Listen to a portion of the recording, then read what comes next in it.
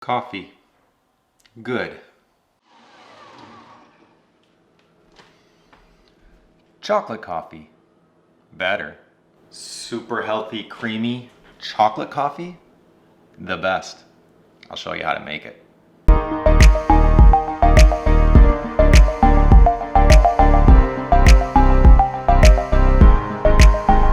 So whatever your reasons, keto, low carb, health properties, or improving the taste, Bulletproof coffee is a great way to take your coffee to the next level.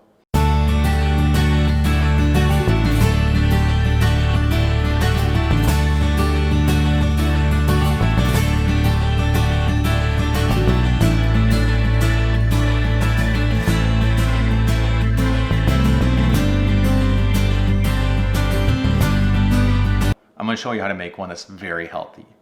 Now, unfortunately, very healthy doesn't always mean super cheap.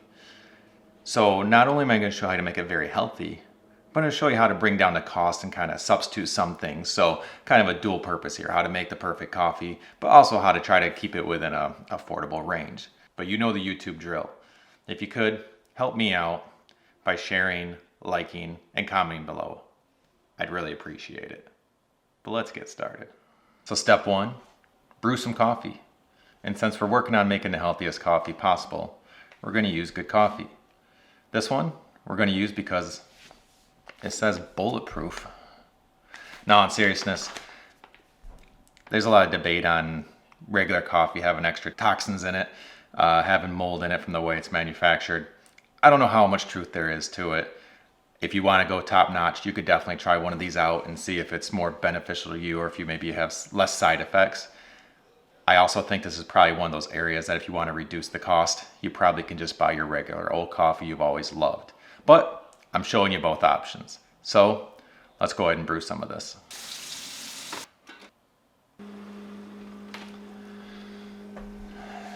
Notice my nice clean coffee cup there, giving the impression that I'm getting ready to have my first amazing cup of coffee. Total lie. So I'm not trying to advertise their product or anything. This isn't paid or anything, but that Bulletproof brand does taste pretty good, so that's good. So the second step is to get a blender cup. You may be able to come up with other options, shaker cup or something like that, but one of the tricks to making a really good Bulletproof coffee is to be able to blend it. The way it mixes it and aerates it and then creates a foam at the top, next level, seriously. I use a Ninja, I love it. So if you don't have a blender, you may wanna consider getting one. Obviously, you don't have to go full out Ninja style if you don't want to, but I can vouch that I love that. So I'm gonna get my cup and I'm gonna pour my coffee inside. Pretty simple. First ingredient we're gonna add is ghee butter. Now, butter is what really gives Bulletproof coffee its creaminess and some of that extra flavor.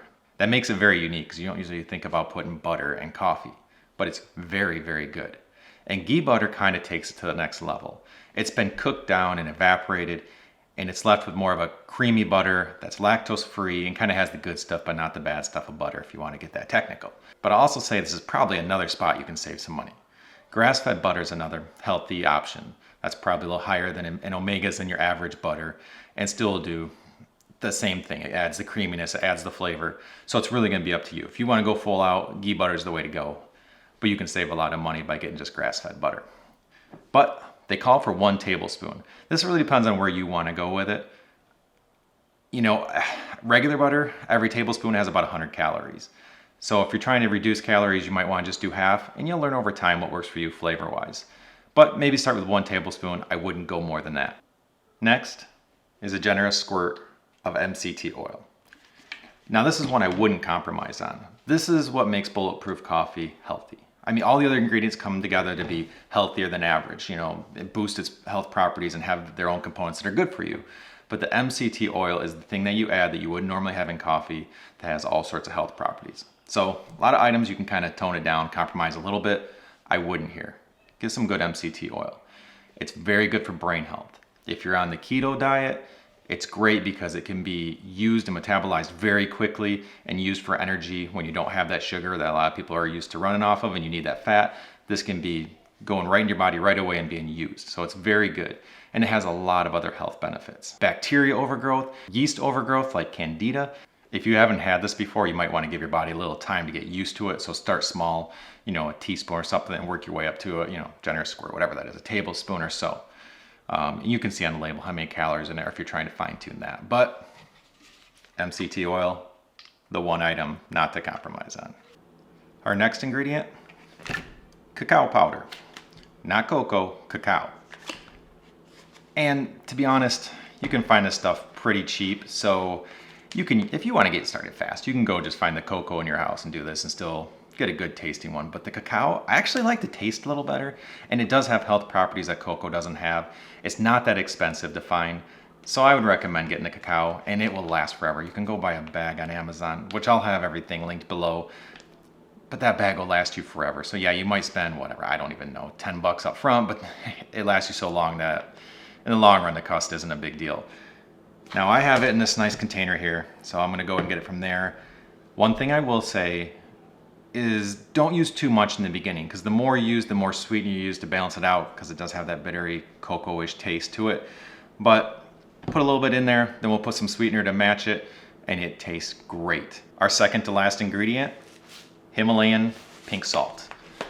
Now salt gets a bad rap, mostly just because most people eat way too much of it, and too much isn't good for you.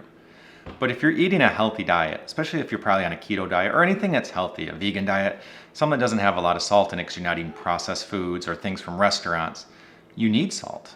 And if you can use a healthy salt, that's gonna be way better than table salt. And Himalayan pink salt does that. It's just got a lot of extras in it that you're not gonna get in regular salt because it's been refined.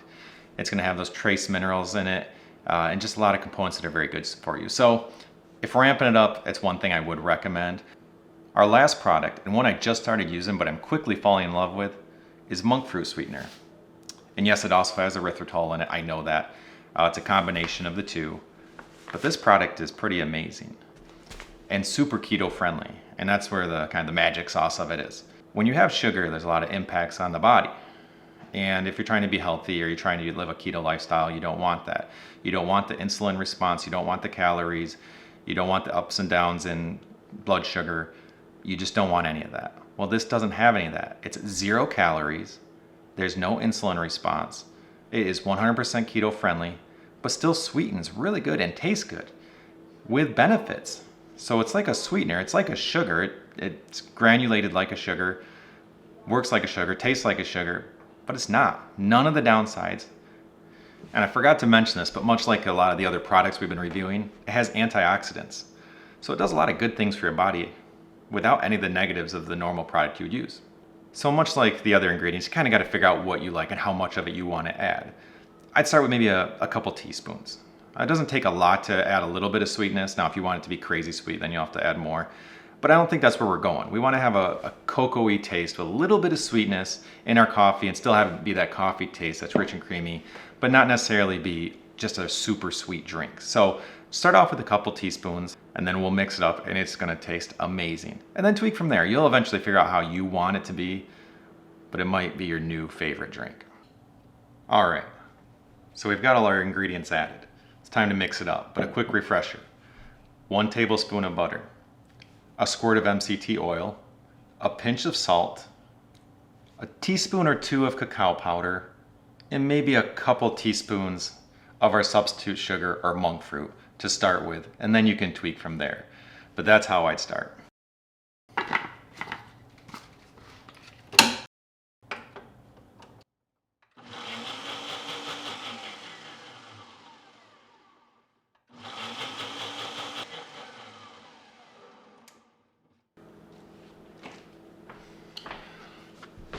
And yes, I turned down the volume. You're welcome. Now there are a lot of ways to do bulletproof coffee. I love the chocolatey version. There are other versions I've loved as well.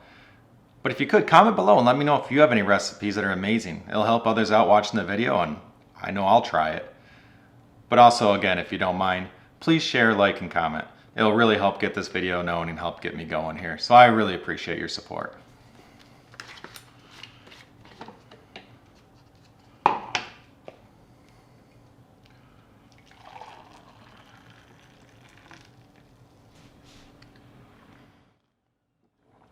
It's amazing.